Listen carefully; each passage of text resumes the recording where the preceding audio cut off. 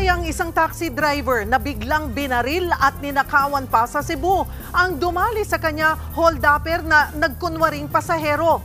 Nasa frontline ning balita si John Naroa ng News 5 Visayas. May mga tama ng bala sa ulo at katawan ang driver na si Johnny Burdas. Natagpuan siya sa loob ng kanyang taxi sa Lapu-Lapu City, Cebu. Napahagulgol ang kaanak ng biktima nang makita ang kanyang sinapit.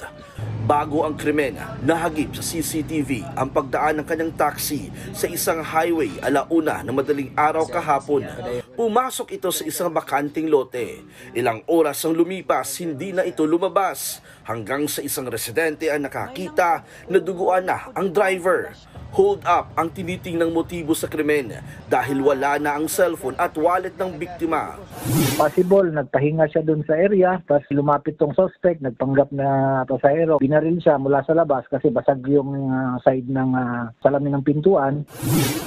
Sa ngayon, may lead na mga pulis sa suspect. Tinutugis na siya. May nakita yung mga tiga roon, yung mga witnesses na may tumatakbo galing sa crime scene papuntang dagat. Nagbabalita mula sa frontline, John Naroa, News 5 Visayas. Mga kapatid, Cheryl Cosing po. Maging maalam at may pakialam sa mga napapanahong issue at headlines. Mag-follow at mag-subscribe na sa social media pages ng News 5.